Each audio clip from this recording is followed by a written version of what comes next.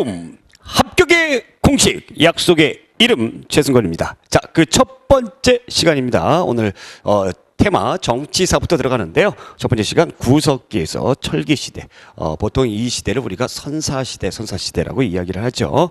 여러분들이 뭐 교양 한국사를 듣는 것이 아니기 때문에 여러분들이 다 알 것 같은 그런 기초적인 내용은 제가 과감하게 생략을 하고요. 반드시 이 부분들을 챙겨 가셔야 된다라는 부분들 강조해서 짧고 굵게 여러분들에게 정말 아주 중요한 핵심만을 모아서 제가 보내드리도록 하겠습니다. 여러분들 교재 그 책 앞에 보게 되면 한국사 연대표 나와 있죠. 이 연대표는 여러분들이 그 당시 우리나라가 어느 시대를 가고 있는가, 또 이 당시에 어떤 일들이 일어났는가, 이것을 한눈에 보기 좋게 하기 위해서 제가 연대표를 직접 우리나라 전 시대 역사를 만들었습니다. 그래서 참고로 해 주시기 봐서 공부해 주시기 바라고요. 자, 20쪽에 나와 있는 선사시대 가보도록 하겠습니다. 우선 그 20쪽에 나오는 선사시대의 역사란 무엇인가 이렇게 나와 있죠. 역사란 무엇인가. 우선 역사를 우리가 사실로서의 역사와 기록으로서의 역사로 나눕니다. 역사란 과거에 있는 사실을 모한 것이다, 기록한 것이다 라고 보시면 되겠어요. 그래서 사실을 굉장히 강조했던 사람이 바로 랑케라는 사람이죠. 랑케. 이 오씨가 아니에요. 그래서 오랑캐라고 생각하시면 안 됩니다. 네, 우자고 하는 얘기고, 그래서 객관성을 강조하는 것이고요. 기록으로서의 역사를 강조했던 것은 바로 이제 카라는 거죠. 역사가의 어떤 기록, 이런 것들, 역사가의 해석, 이런 것들을 강조했다라는 겁니다. 그래서 어쩌다가 가끔 요게 나오게 되면 사실을 강조한 것이냐, 사실만 강조했던 사람은 바로 오랑캐, 랑캐고, 역사가의 기록이 중요하다. 또 해석, 이런 것들이 중요했던 것은 바로 이제 카가 강조했던 내용들이다라고 생각해 주시면 되겠습니다. 자, 그럼 본격적으로 들어가겠습니다. 교재에 나와 있지만 우리가 보통 구석기 시대 70만 년 전, 한반도를 70만 년 전부터 구석기 시대가 시작되었다라고 보고 있는데요. 전기 구석기는 약 10만 년 전까지, 중기 구석기는 10에서 40만 년 전까지, 그 다음에 후기 구석기는 약 1만 년 전까지를 나누고 있습니다. 그러면 구석기 시대 때는 사람들이 이제 돌아다니잖아요. 네, 돌아다닙니다. 뭐 여러분들 다 알다시피 경제생활, 사냥, 채집, 어로 이런 것들이죠. 그래서 집이 변변한 집이 없어요. 돌아다니다 보니까. 그래서 눈비 오고 그럴 때는 동굴로 기어 들어가거나, 아니면 집이 없습니다. 그럼 어디로 들어갑니까? 집을 잘 져요? 막 져요? 막 짓겠죠. 그래서 막집으로 들어간다라는 겁니다. 대표적인 유적지는 남한 최초의 유적지라고 알려져 있는 공주 석장리 유적지가 이렇게 있고요. 자, 그 다음에 상원에 있는 검은모루 동굴 이렇게 나와져 있죠. 예, 상원 검은모루 동굴. 그 다음에 연천 전곡리, 굉장히 중요한 유적지죠. 연천 전곡리 있는 유적지. 미군이 여기에서 1978년도에 주먹도끼를 하나 발견하는데, 이것이 바로 아슐리안 주먹도끼였다라는 겁니다. 아슐리안 주먹도끼. 청원 두루봉 동굴에는 흥수아이라고 하는 어린 꼬마 아이의 그 유골이 발견이 됐습니다. 그래서 발견된 사람의 이름을 따가지고 흥수아이라고 불렀다. 특히 이 아슐리안 주먹도끼는 제가 잠시 후에 심화적인 내용을 설명해 드릴 테니까 조금 이따가 다시 한번 주목해 주시기 바라고요. 중석기라고 이제 이렇게 해놨는데, 약 2000여 년간 후기 구석기가 끝나고 나서 어떤 과도기적인 그런 시기입니다. 과도기적인 시기인데 구석기에서 신석기로 넘어가는 그런 시기라고 되어 있죠. 그래서 잘게 쓰는 잔석기 이런 것들을 했다. 그 다음에 승배 찌르개 등을 사용했다라는 겁니다. 특히 잔석기는 뭐냐면 여러 개의 석기를 나무나 뼈에 꽂아서 이음 도구를 이용해가지고 여러 가지 이어가지고 만들어진 것이 바로 잔석기다라는 겁니다. 이 후기 구석기 때 나타나는 것이다라는 거죠. 여러분들 교재에 의해서 구석기 시대의 주요한 유적들 이런 것들이 있었고, 그거 한번 체크를 해 가시면서 공부해 주시면 되겠습니다. 자, 그러면 여기에서 구석기 시대 때의 모습들이죠. 여러분들 이 구석기 시대 때는 우리나라, 중국, 일본 등이 어떻게 육지로 연결이 돼 있는 상황이었기 때문에 돌아다니는 그런 시기였다라는 겁니다. 자, 그 다음에 요것이 이제 주먹도끼의 모습이고요. 여기 요렇게 돼 있는 게 있죠. 요게 승배예요. 승배. 자루라고 보시면 돼요. 요 승배에다가 이제 뭔가를 연결을 해가지고 이렇게 사용을 했습니다. 후기 구석기 시대 때에 나타나는 그런 것들이다, 모습들이다라는 거죠. 자, 그 다음에 서양인들의 오만이라고 딱 돼 있는데 제가 여기서 설명을 해드려야 되는 부분이 바로 78년도에 발견이 된 아슐리안형 주목 도끼를 말씀을 드리고자 합니다. 자, 다음 화면 잠깐 볼게요. 자, 요 주목도끼의 위대함이라고 딱 돼 있는데 연천 전곡리 우리나라 북쪽 휴전선 부근에 있는 거죠. 그렉 보윈이라는 주한 미군이 발견을 했습니다. 이 사람이 대학에서 고고학을 전공을 했기 때문에 이것을 알 수가 있었던 것이에요. 딱 보니까 일반 주목도끼는 아니더라라는 거죠. 그래서 연구소에 보냈더니 이것이 아슐리안형 주목도끼다라는 것이 판명이 됐습니다. 자, 그렇다면 아슐리안형 주목도끼는 과연 무엇이냐? 자, 여기 이제 글을 보시면 서양인들이 이 유럽 사람들이 이 주목도끼가 아프리카와 유럽 그다음에 인도까지만 아슐리안형 주목도끼를 사용했다라고 그동안에 주장을 해왔다는 겁니다. 이 아슐리안형 주목도끼는 쉽게 말하면 맥가이버 칼과 비슷해요. 다용도로 사용할 수 있는 그런 주목도끼입니다.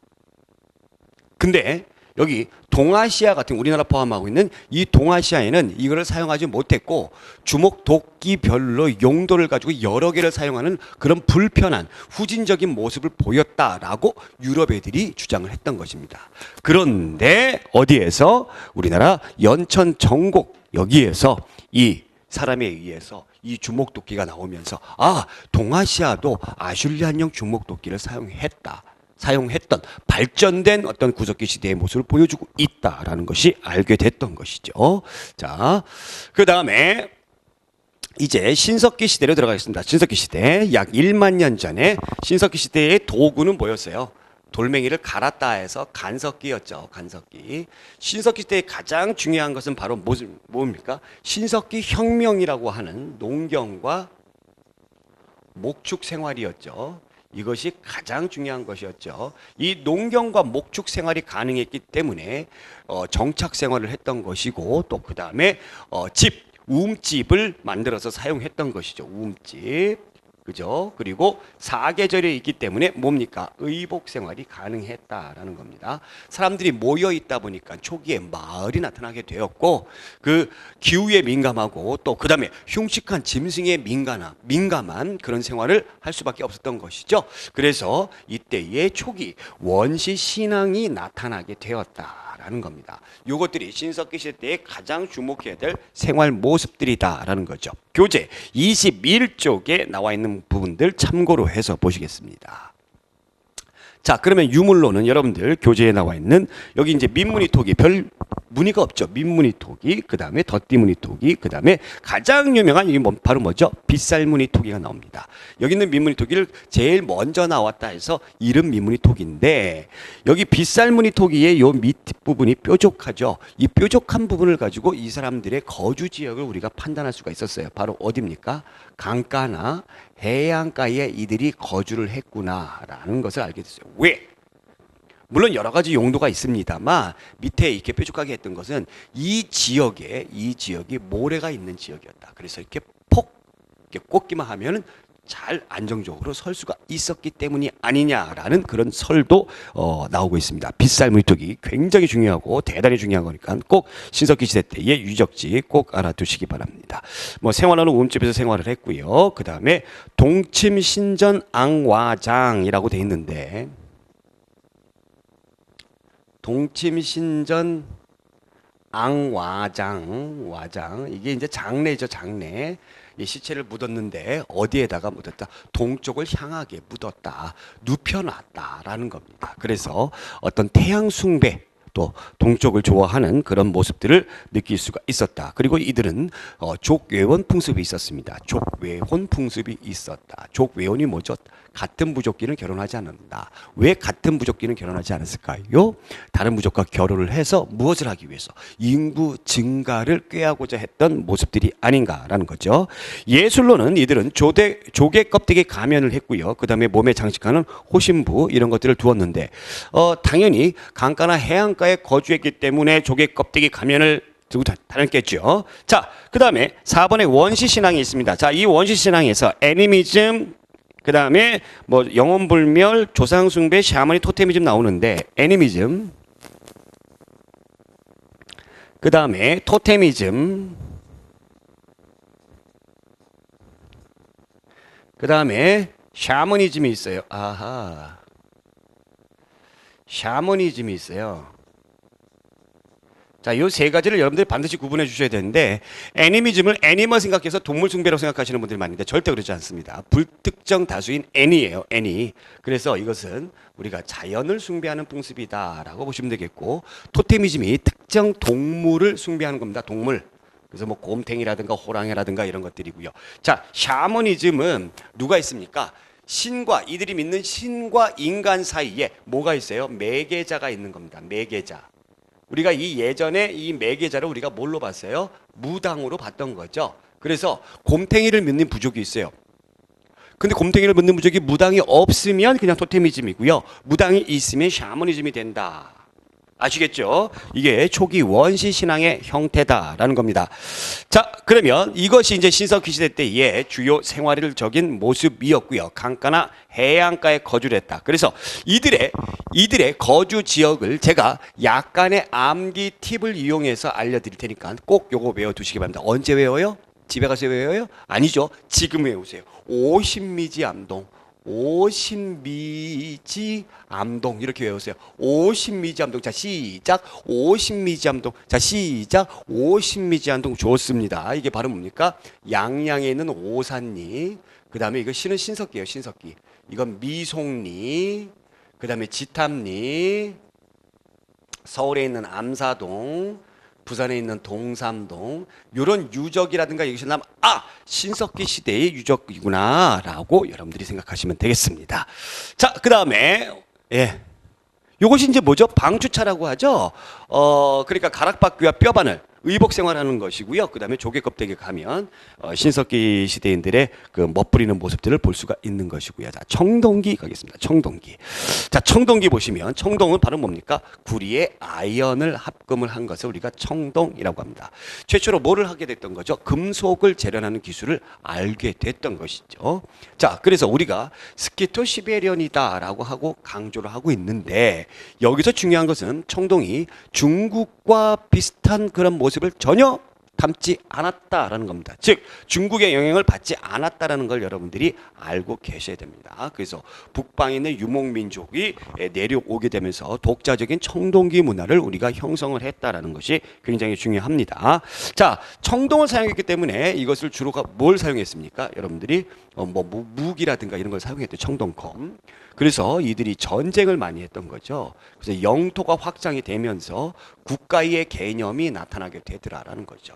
당시 청동은 첨단 어마어마한 첨단이죠. 그래서 그 누구에게도 이것을 주거나 이것을 만드는 기술을 또 알려주거나 그러지 않았던 것이죠. 그래서 청동은 지배층에 사용하는 무기였어요. 지배층.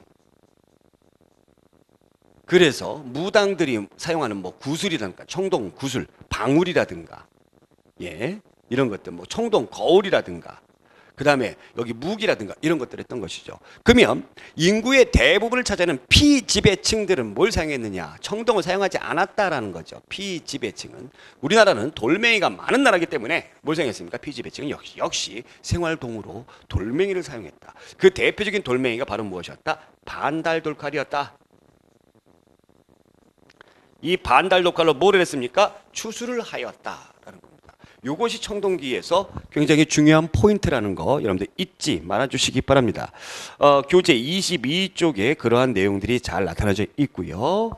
자, 그러면 유물을 잠깐 보시면 여기에 나와 있는 것이 이제 반달돌칼이죠. 추수를 하는데 우리가 농경의 시작은 신석기 시대 때 제일 처음에 사용이 됐어요. 그래서 근데 그때 우리가 지금 먹는 벼나 볼이나 그것을 재배할 수 있는 기술은 아직 없었던 것이고 청동기 시대 때에 들어오게 되면서 벼나 보리를 재배할 수 있게 된 것이죠. 그래서 그것을 추수하는 반달돌칼이 있었고 영토가 확장이 되면서 이들의 거주 지역이 육지 즉 구릉 지역으로 확장이 됩니다. 확장이 되면서 보다 많은 그 곡식을 저장할 수 있는 그릇이 필요했던 것이죠. 여기 나와 있는데 이것이 민무늬 토기고요. 이것도 역시 민무늬 토기인데 여기 있는 민무늬 토기를 반드시 기억해 주십사라고 저는 여러분들에게 당부드립니다. 왜? 여기 있는 민무늬 토기가 여기 손잡이가 있어요. 이 민무늬 토기 미송리식 민무늬 토기예요. 미송리식. 이게 이제 북한 지역에 있는 미송리에서 나타났다 해서 미송리식 민무늬 토기인데 이 미송리식 민무늬 토기가 청동기 시대 때 대표적인 민무늬 토기이기 때문에 또 우리가 앞으로 고조선에 대해서 공부할 때도 이 미송리식 민무늬 토기가 나옵니다. 그렇기 때문에 꼭 기억해 두시기 바랍니다. 자, 집터는 역시 움집이에요. 집터는 역시 움집이에요. 거기 가로 2번에 집터 배산 임수 형태의 직사각형 움집이 다 되는데 배산 임수가 무슨 뜻입니까? 뒤에 산이 있고 앞에 물이 있습니다. 자, 우리나라는 계절풍의 영향을 받기 때문에 바람이 여름에 어디서 불어와요? 남쪽에서 불어오고 또 북쪽에서는 어디서 불어와? 겨울에는 언제 불어와요? 겨울에는 어디서 불어와요? 북쪽에서 불어오죠. 그래서 뒤에 산이 있으면 차가운 바람을 막을 수가 있고 앞에 물이 있으면 여름에 시원하게 이용할 수가 있다. 그래서 지형적, 지리적으로 이 배산임수 형태를 보이고 있다라는 겁니다. 배산임수. 그래서 배산임수 형태를 지으면서 신석기 시대와 비슷한 움집을 지었는데 이 움집이 청동시대 들어오게 되면서 어떻게 됐습니까? 구조가 굉장히 커졌습니다. 넓어졌어요. 이 움집을 비교하는 문제가 어쩌다가 가끔 등장하니까 꼭 알아두시기 바랍니다. 그런데 외우지 마시고 여러분들이 생각해 두시기 바라요. 청동기 시대의 움집은 규모가 어떻습니까? 작다. 여기 신석기, 청동기 시대, 신석기 시대의 움집은 규모가 어떻다? 작다라는 거고 청동기 시대 때는 규모가 크다라는 거였죠. 그죠? 자, 그 다음에 이제 온돌 장치가 필요하겠죠? 그래서 화덕이라고 그러는데 이 불을 지피는 곳, 이 신석기 시대의 움집의 화덕은 중앙에 있었고요. 중앙에. 그 다음에 청동기 시대 때의 움집은 마치 그 벽난로처럼 벽에 붙어 있었다라는 겁니다. 그 다음에 한 가지 더 중요한 것이 이 움집이 청동기 시대 때는 용도별로 존재가 했다. 신석기 시대는 안 그랬어요. 왜 그랬을까요? 신석기 시대 때 움집은 그닥 인구가 많지 않았기 때문에 청동기 시대 때 들어오게 되면서 계급이 발생하게 되고 직업이 분화가 되면서 움집도 용도별로 있다.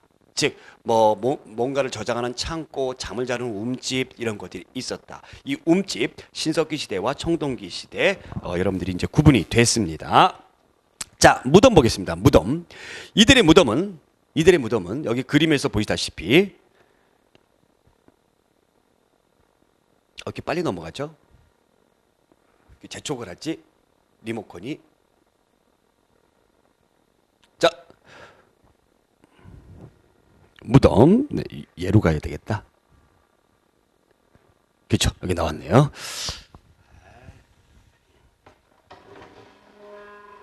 마음에 안 들죠? 뭐가 마음에 안 들죠? 시스템이. 자, 여기 이제 움집의 모습이고, 돌멩이가 많기 때문에 이게 이런 무덤이 나타났죠. 돌멩이로 만들었다 해서, 돌멩이를 고였다 해서 고인돌임을 여러분들 너무 잘 알고 계실 겁니다.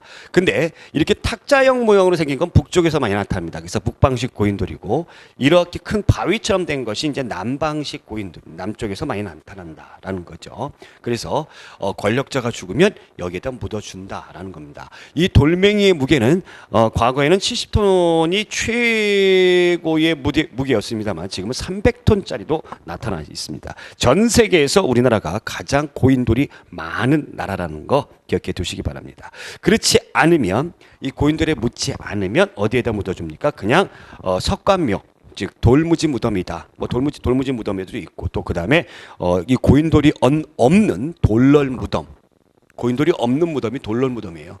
이런 무덤에도 묻어주었다. 어찌됐건 돌멩이가 많았던 그런 지역이기 때문에 우리나라가 그래서 돌멩이를 이용한 무덤 형태가 나타나게 되었다. 그리고 돌기둥, 그 다음에 거석, 이 큰 돌을 이용하면서 거석 문화가 나타나게 되었다라는 거였죠. 자, 그 다음 여기 보시면 여기 이제 이 유물이 청동 방울이죠. 그 지배층의 도구들이고요. 요것이 이제 울주 반구대에 울진에 있는 울주 반구대에 있는 바위 위에 그려진 그림인데 여기에 보시면 원숭이도 있고 고래도 있고 이런 것들이에요. 다시 청동기인들의 사냥을 기원하는 그런 모습들을 볼 수가 있다라는 거죠. 또 그 옆에 이제 양정동 알터바위 그림에는 알터바위에는 뭐가 있습니까? 동심원이라든가 이런 원 같은 것이 그려져 있어요. 알터바위에는 또 기하학적 무늬, 도형을 이용하는 거죠. 그래서 태양을 상징하는 그런 기하학적 무늬들도 여기에 청동기 시대 때 청동기인들이 많이 사용을 하였다라는 겁니다. 자, 그다음 철기 들어가기 전에요, 여러분들. 철기 들어가기 전에 청동기 시대 때 대표적인 유물이 청동검이라고 그랬죠. 그 청동검 중에 뭐가 있습니까, 여러분들? 이렇게 생긴 뭐가 있어요? 비파형 동검이에요. 이 비파형 동검은 우리나라의 전통악기인 비파를 닮았다 해가지고 비파형 동검이라고 했습니다. 자, 그러다가 이제 나중에 이 동검이 좀 더 발전하는데 가늘 세자를 이용해서 진짜 이게 칼처럼 생겼죠. 그래서 세형 동검으로 발전하게 되는 거죠. 자, 그런데 제가 철기를 하는 데 있어서 왜 설명을 해주느냐? 여기 나와 있는 이 세형 동검이 후기 청동기에서 초기 철기 시대에 나타나고 있다라는 겁니다.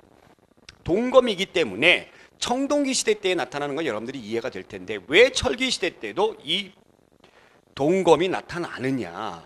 어떻게 본다면 이 권력자, 권력을 가지고 있는 그런 리더의 권력의 상징으로 이 동검을 사용하지 않았을까라는 그런 생각들을 해봅니다.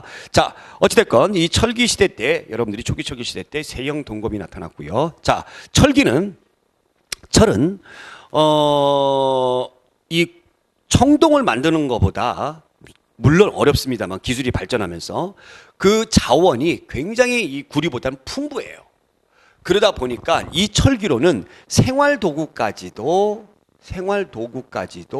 철로 이용을 했다, 철기로 이용을 했다라는 거죠. 그래서 이 당시에 만들어지는 뭐 낫이라든가 호미 지금까지도 우리가 사용을 하고 있다라는 겁니다. 자, 이러다 보니까 이것으로 열심히 일을 하다 보니까 생산량이 증대가 되죠. 생산량이 어마어마하게 많아지게 되더라라는 거죠. 생산량이 커지게 되고 많아지게 되더라라는 겁니다.